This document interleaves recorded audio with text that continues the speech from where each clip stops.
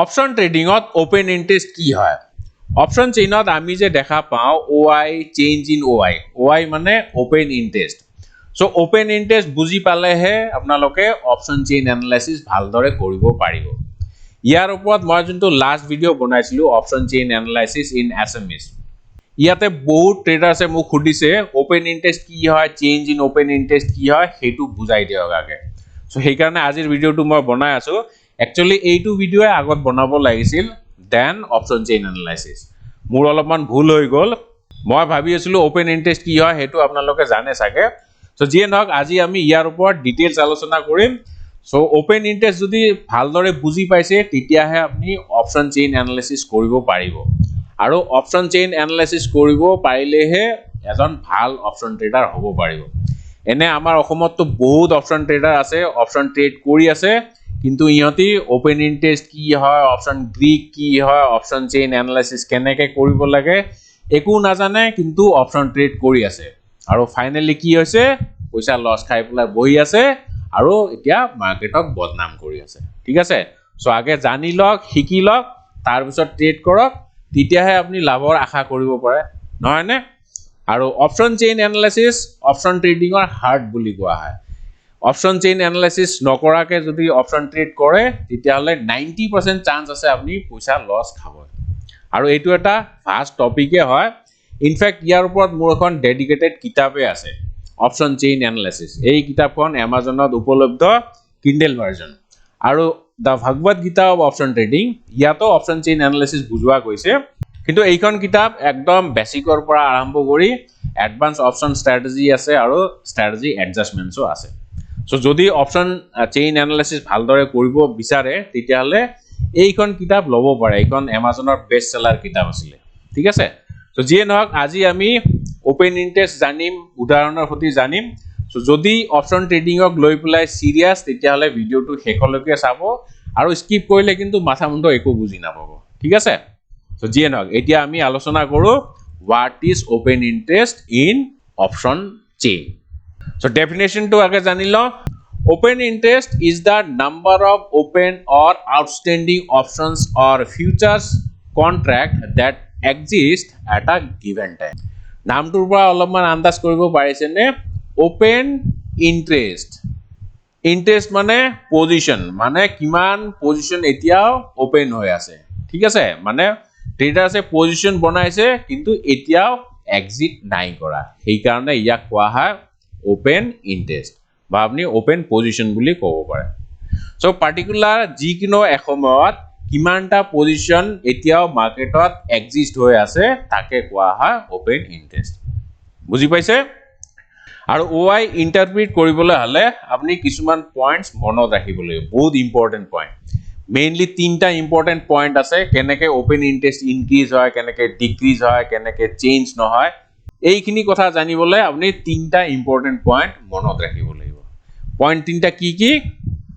ইয়াতে চাও open interest কেনেকে ক্রিয়েট হয় if a buyer and seller come together and initiate a new position of one contract then open interest will increase by one contract option chainot আপোনালোকে যে change in OI বুলি দেখা পায় change in OI মানে কিমানটা open interest বা position change হৈছে এই চেঞ্জটো কেনেকে হয়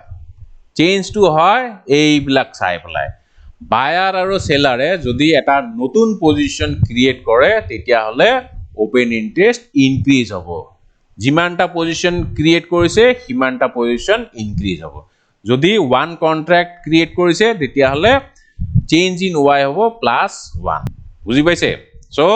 অপশন চেইনত চেঞ্জ ইন ওআই যে পজিটিভ টু দেখা পায় পজিটিভ মানে তাত নতুন পজিশন ক্রিয়েট হৈছে ঠিক আছে সো বায়ার আৰু সেলাৰ দুইজনে মিলি যেতিয়া নতুন পজিশন ক্ৰিয়েট কৰে তেতিয়া হিমানটা পজিশন ইনক্ৰিজ হয় দুই নম্বৰ পয়েন্টটো কি যদি বায়াৰ আৰু সেলাৰ দুইজনে এক্সিট কৰে by one contract then open interest will decrease by one contract buyer আৰু সেলাৰে দুইজনে যদি ওলাই যায় মাৰ্কেটৰ পৰা ওলাই যায় তেতিয়া ওপেন ইন্টাৰেস্ট ডিক্ৰিজ হ'ব বাই ওয়ান কন্ট্ৰাক্ট বুজি পাইছে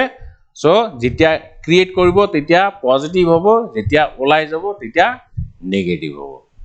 আৰু থাৰ্ড ইম্পৰ্টেন্ট পইণ্টটো কি,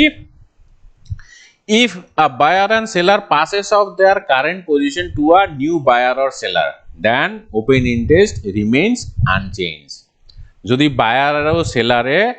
passes hand কৰে মানে এজনৰ হাতৰ পৰা আনজনৰ হাতলৈ ট্ৰান্সফাৰ কৰে তেতিয়া open interest কিন্তু চেঞ্জ নহয়। ঠিক আছে, তো ইয়াতে তিনটা পইণ্ট কি কি আছিল, যেতিয়া বায়াৰ আৰু সেলাৰে এটা পজিশন ক্ৰিয়েট কৰে তেতিয়া হলে ওপেন ইন্টাৰেস্ট ওয়ান কোয়ান্টিটি বাঢ়ি যায়, আৰু যদি দুইজনে ওলাই যায় তেতিয়া হলে ওপেন ইন্টাৰেস্ট ডিক্ৰিজ হয় বাই ওয়ান কোয়ান্টিটি, আৰু যদি পাসেস অফ হ্যান্ড হয় মানে এজনে আনজনৰ হাতলে পজিশনটো ট্ৰান্সফাৰ কৰি দিলে তেতিয়া ওপেন ইন্টাৰেস্টটো একেবাৰে সেম থাকে। বুজি পাইছে? যদি নাই পোৱা চিন্তা কৰিব নালাগে, মই এটা উদাহৰণ দি আছো। আই এম শিওৰ উদাহৰণটোত আপোনালোকে বুজি পাব কেনেকৈ ওপেন ইন্টাৰেস্ট চেঞ্জ হয়। এতিয়া আপোনালোকে ধৰি লওক মাৰ্কেটত একো পজিশন নাই, জিৰো হৈ আছে। ঠিক আছে, সো প্ৰথম দিনা কি হল, এজন বায়াৰ নাম হল এ কি কৰিলে, ওয়ান অপশন কন্ট্ৰাক্ট বাই কৰিলে। সো বাই কৰিবলৈ হলে কোনবাইতো সেল কৰিব লাগিব, ইয়াতে সেল কোনে কৰিছে, বি এ সেল কৰিছে এটা অপশন কন্ট্ৰাক্ট, তাৰনে বিৰ পৰা এ এটা অপশন কন্ট্রাক্ট কিনি ললে, তেতিয়া হলে ওপেন ইন্টারেস্ট কিমান হ'ব, ওপেন ইন্টারেস্ট হ'ব 1। বুজি পাইছে? এটা পজিশন ক্রিয়েট হল গতিকে 1, আগত 0 আছিল এতিয়া 1। চেঞ্জ ইন ওয়াই কিমান হ'ব, অবভিয়াসলি 1 এ হ'ব। ঠিক আছে, সো এটো ফার্স্ট ডে গল। সেকেন্ড ডে কি হল, বেলেগ আৰু এজন ট্ৰেডাৰ আহিলে নাম হল সি এ তিনটা অপশন কন্ট্ৰাক্ট কিনিলে কাৰ পৰা, ডিৰ পৰা। ঠিক আছে, সো ইয়াতো কি আছে, পজিশন ক্ৰিয়েট হৈছে, নতুন পজিশন ক্ৰিয়েট হৈছে, বায়াৰ আৰু সেলাৰে মিলি পজিশন ক্ৰিয়েট কৰিছে কেইটা, তিনিটা। ঠিক আছে, সো ওপেন ইন্টারেস্ট কিমান হ'ব এতিয়া, আউটস্ট্যান্ডিং ওয়াই 4টা, আগতে এটা আছিল এতিয়া নতুন তিনটা পজিশন ক্রিয়েট হল। সো টোটাল বা আউটস্ট্যান্ডিং ওপেন ইন্টারেস্ট হ'ব 4 আৰু চেঞ্জ ইন ওয়াই হ'ব 3। আগতে এটা আছিল এতিয়া 4টা হল, ডিফারেন্স কিমান, 3। বুজি পাইছে? সো এতিয়া এই দুটা যদি বুজি পাইছে তেতিয়া হলে নেক্সট পয়েন্টটো বুজি পাব। থার্ড ডে কি হল, A sells his one option and D buys one option contract. এতিয়া কেসটো উল্টা আছে, ডি এৰ পৰা কিনি ললে, সো ডি আৰু এ অলৰেডি ইহঁতি মাৰ্কেটত আছে, মাৰ্কেটত ইহঁতি প্ৰেজেন্ট আছে, সবৰে হাতত পজিশন আছে। এতিয়া কি হল, এৰ হাতত এটা অপশন কন্ট্ৰাক্ট আছিল, এইটো ই সেল কৰিলে, আৰু সেল কৰাটো কোনে কিনি ললে, ডি এ কিনি ললে।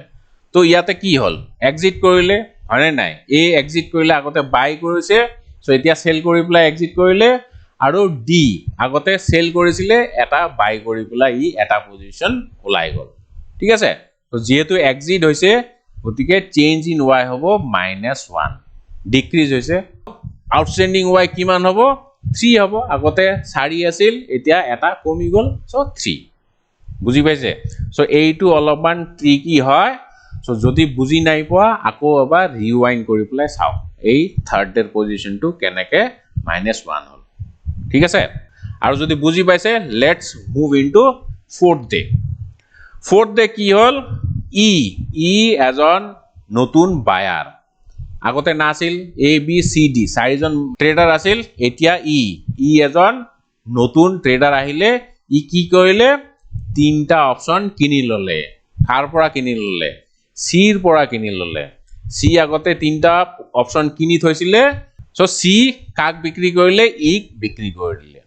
তাৰমানে ইয়াতে কি হল, পাসেস অফ হ্যান্ড হৈছে, আগতে সিৰ হাতত আছিল এতিয়া সিৰ পৰা ই লৈ গুচি গল, গতিকে চেঞ্জ ইন ওয়াই কিমান হ'ব, 0 নহয় নে, এন্ড আউটস্ট্যান্ডিং ওয়াই অবভিয়াসলি 3 হ'ব। ঠিক আছে, সো এনেকে আপনি ওয়াই ইন্টারপ্রিট কৰিব লাগিব। এইখিনি বেসিক বস্তু হয়, এইখিনি বস্তু যদি বুজি পাইছে তেতিয়াহে আপোনালোকে ওয়াই ইন্টারপ্রিটেশন কৰিব পাৰিব। ওয়াই ইন্টাৰপ্ৰিটেশন মানে অপশন চেইন এনালাইসিস কৰিব পাৰিব। ঠিক আছে, যদি বুজি নাই পোৱা তেতিয়াহলে মই আপোনালোকক অনুৰোধ কৰিম আকৌ এবাৰ ভিডিওটো চাওক, তেতিয়াহলে ভালদৰে বুজি পাব। সো এতিয়া গম পাইছে কেনেকৈ ওপেন ইন্টাৰেস্ট চেঞ্জ হয়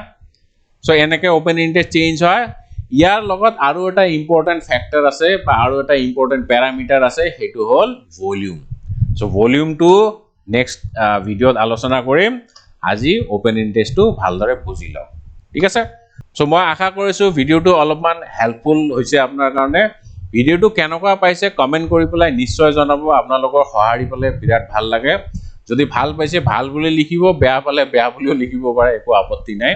কিন্তু আপোনালোকে কিবা এটা সহাৰি দিব সো যিয়ে নহওক আজিলে ইমানে ভিডিওটো শেষলৈকে চোৱাৰ বাবে